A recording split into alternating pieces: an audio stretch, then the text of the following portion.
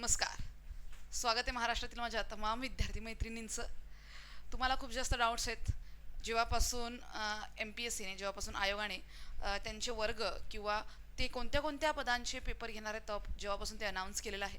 तर एकच खळबळ जी आहे तर ती सगळ्या आपल्या विद्यार्थी मैत्रिणींमध्ये आहे की येणारी जी पर्यवेक्षिकेची जाहिरात आहे किंवा मग मुख्य सेविकेची जाहिरात आहे, मग त्याचा पेपर कोण घेईल, मग प्री मेन्स होईल का, मग तुम्हाला पहिले प्री द्यावं लागेल, मेन्स द्यावं लागेल, ज्याच्यामुळे ही जी पूर्ण प्रोसेस आहे तर ती लांबणार आहे. मग एवढे सगळे डाऊट्स आहेत, मी तुम्हाला सगळे डाऊट्स क्लिअर करते, ते सुद्धा प्रॉपर ऑथेंटिक पद्धतीने, ते सुद्धा अगदी प्रूफ सकट. सगळ्यात महत्त्वाचं तुम्हाला इथे बघायचं आहे, एक लक्षात घ्या.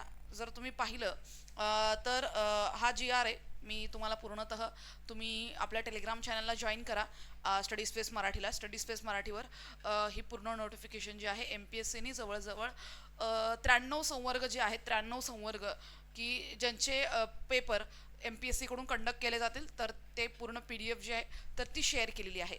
तीच ही पी डी एफ आहे.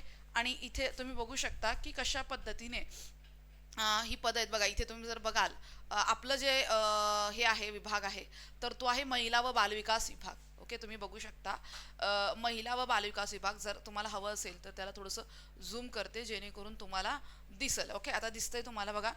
या पूर्ण पी डी एफमध्ये इथंच महिला व बालविकास विभागाचा उल्लेख आहे, अजून कुठेच महिला व बालविकास विभागाचा उल्लेख नाही आहे. आणि इथे जर तुम्ही बघाल तर पदं जी आहेत महिला व बालविकासाची, तर ती सगळी जी आहेत वुमेन चाइल्ड एस्टॅब्लिशमेंट ग्रुप एचं पद आहे, महिला व बालविकास आस्थापना गट बचं पद आहे. अशाच पद्धतीने तुम्ही जर बघाल तर जी पदं आहेत महिला व बालविकास विभागातील, तर ती सगळी पदं जी आहेत तर बालविकास बघा, बालविकास प्रकल्प अधिकारी, हां, तर ही सगळी पदं जी आहेत तर ती गट अ आणि गट ब ची पदं आहेत.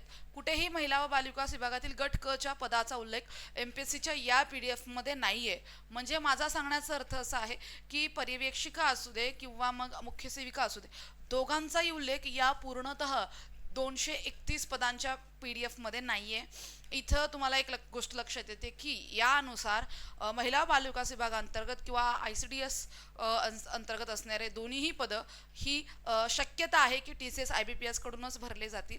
पण एक नोटिफिकेशन भविष्यात येईल असं वाटतंय की जे मुख्य सेविकेचं पद आहे नागरी प्रकल्पाचं, तर ते मात्र एम पी एस सीकडे जाऊ शकतं, कारण की त्याची डिमांड जास्त आहे.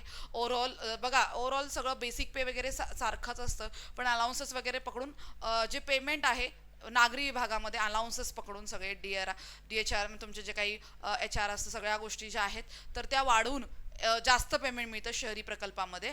त्यामुळे तिथं शक्यता आहे म्हणते मी 100% सांगत नाही आहे की M P S C paper घेईल. पण बाकी जे आपलं परिवेक्षिकेचं पद आहे ग्रामीण प्रकल्पाअंतर्गत जे येतं, तर ते 100% T C S I B P S अशा आस्थापनाकडूनच ते घेतला जाईल पेपर. आणि जो परीक्षा पद्धती आहे तर ती तशीच असणार आहे जी तुम्हाला आपण लास्ट टाइमच्या मुख्य सेविकेला पाहिली होती, तशाच पद्धतीने पेपर कंडक्ट केला जाईल. सो हे कन्फर्म आहे. तुम्हाला जर हवं आहे तर तुम्ही कन्फर्म करून घ्या की एम पी एस सी कोणत्या कोणत्या पदांचा पेपर घेणार आहे, तर ते मी तुम्हाला त्याच पी डी एफमध्ये तुम्हाला बघायला भेटेल. कळलं? आपल्या स्टडी स्पेस मराठीच्या टेलिग्राम चॅनलवरती पी डी एफ आहे, जाऊन चेक करा. नाही भेटली तर आपल्याला मेसेज करा, तुम्हाला ती पी डी एफ आम्ही पाठवतो. तुम्ही एकदा पूर्ण खात्री करून घ्या. तर परीक्षा टी सी एस किंवा आय बी पी एस घेईल, एम पी एस सी घेण्याची शक्यता अगदी कमी आहे. लक्षात घ्या. परीक्षा कधी होईल? पहिले मुख्य सेविकेची होईल, पहिले मुख्य सेविका होईल, पहिले मुख्य सेविका होईल का पर्यवेक्षिका होईल? हां, तर बघा, पहिले परिवेक्षिका होईल अशी शक्यता आहे पहिले, कारण की ऑलरेडी मुख्य सेविकेच्या जी वॅकेन्सी आली होती 102 पदांची ती भरली गेलेली आहे. मग आता जी नेक्स्ट जाहिरात येईल तर ती परिवेक्षिकेची येईल, मग त्यानंतर मुख्य सेविकेची येईल. त्यामुळे आता तयारी परिवेक्षिकेची करायला सुरुवात करा. दोन्हीही सेमच असणार आहे, बेसिक पेमेंट वगैरे सगळं सारखंच आहे, पद तेच आहे, फक्त नावं बदलतात. ग्रामीण भागात परिवेक्षिका, शहरी भागात मुख्य सेविका. त्यामुळे आता तयारी सुरू करा. लवकरात लवकर तुम्हाला ही जाहिरात बघायला मिळू शकते, जी की टी सी एस किंवा आय बी पी एसकडूनच भरली जाईल. लक्षात घ्या. आणि जर तुम्ही म्हणाल मॅम तुम्ही असं कसं बोलताय, तर तुम्ही ती पी डी एफ जी आहे ती वाचा, तुम्हाला ते कळून जाईल. चला, तर बघा, इथे तुम्हाला अभ्यास आता लगेचच सुरू करायचा आहे. असं नाही आहे की मॅम बघूया करूया जाहिरात तर येऊ द्या, असं काही म्हणायचं नाही आहे. जो म्हणजे जी विद्यार्थिनी आत्तापासून अभ्यास सुरू करेल तर त्यांचंच सिलेक्शन होणार आहे, लक्षात घ्या. अभ्यास पेपर आल्यावर सुरू करून काही होत नसते. आपली बॅच रेकॉर्डेड आहे, फक्त 199 रुपयाला आहे, ज्याच्यामध्ये तुम्हाला पोषण अभियान, महत्त्वाचे कायदे, महत्त्वाच्या योजना, महिला व बालविकासच्या, ICDSच्या सगळं तुम्हाला याच्यामध्ये दिलेलं आहे. हँड रिटन नोट्सने शिकवले. बघा इथे एक डेमो व्हिडिओ आहे, तर डेमो व्हिडिओ बघा माझा. ओके, हा माझा डेमो व्हिडिओ आहे. बॅचवरती गेल्यावर जो फ्री असतो, ओपन असतो, तो बघा. त्यानंतर ठरवा बॅच घ्यायची आहे का नाही. प्राईस फक्त 199 रुपये आहे. जेव्हा पर्यवेक्षकीची जाहिरात येईल त्यावेळेला जी बॅच माझी सुरू होईल ती 1000 रुपयाची असेल. ती लाईव्ह असणार आहे, ही रेकॉर्डेड आहे, म्हणून प्राईस जी आहे तर ती 199 रुपये ठेवलेली आहे. आत्तापासून अभ्यास सुरू करा.